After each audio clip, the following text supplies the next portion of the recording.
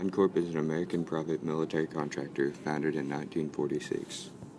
They provide flight operation support, training and mentoring, drug eradication, international development, intelligence training and support, contingency operations, security, and operations and maintenance of aircrafts and land vehicles.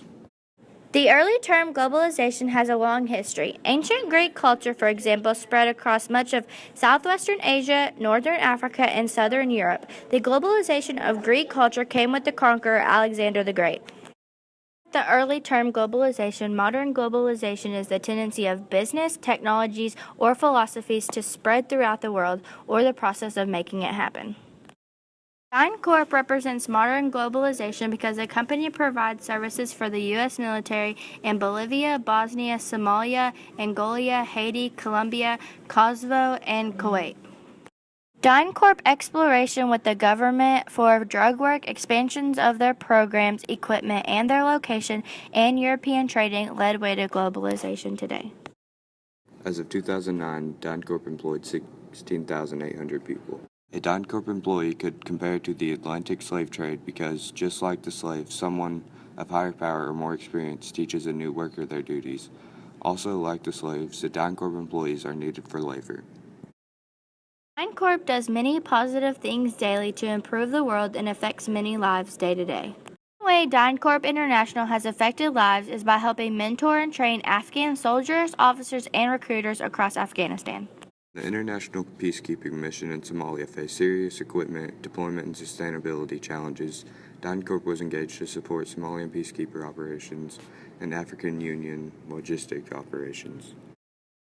DynCorp provided ground and air deployment, sustainability, and operational support services, including extensive maintenance of the equipment fleet. More than 15 million pounds of cargo was transported by air, rail, and sea, and more than 280 air sorties was flown into the Mogadishu and region on DynCorp-operated aircrafts. DynCorp assisted by teaching and certifying hundreds of Afghan police instructors in the Train the Trainer program.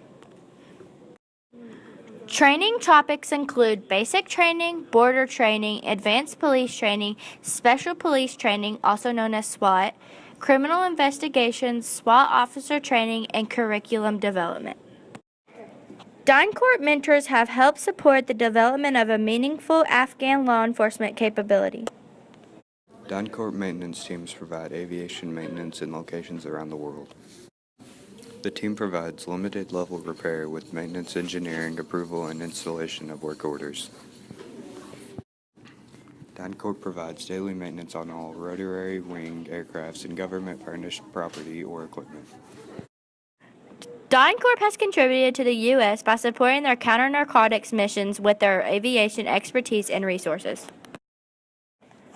DynCorp works with the California Department of Forestry and Fire Protection to help suppress and control wildfires.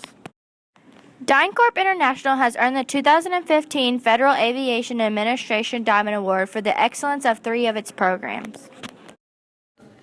Although DynCorp does many positive things daily to improve the world and affect many lives day to day, DynCorp is not innocent and does danger to the lives of many. Although the DynCorp team members work in support of the Afghan National Police, in 1999 DynCorp got a lawsuit for middle-aged DynCorp employees having sex with 12 to 15-year-olds. DynCorp employees and supervisors were engaged in perverse, illegal, and inhumane behavior and purchased illegal weapons, women, forged passports, and participated in other immoral acts. The Special Instructor General for Afghanistan Reconstruction says that of the $4 billion allotted by the State Department from 2002 to 2013, DynCorp took $2.8 billion. The Project on Government Oversight notes DynCorp's colorful history includes instances of labor smuggling, weak performance, and overpayments on a base support service contract, botched construction work on an Afghan army garrison, and lawsuits filed by dissatisfied subcontractors. DynCorp has caused more than 1,100 documented cases of illnesses among citizens, destroyed untold acres of food crops, displaced tens of thousands of peasant farmers, and harmed the fragile Amazon ecosystem, all in the name of the war on drugs.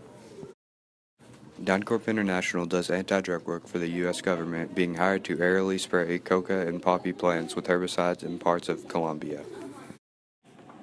In September of 2001, a group of Ecuadorian farmers filed a class action lawsuit against DynCorp for spraying herbicide almost daily in a reckless manner, causing severe health problems and the destruction of food crops and livestock of approximately 10,000 residents of Ecuador bordering Colombia. Does DynCorp serve for a better tomorrow?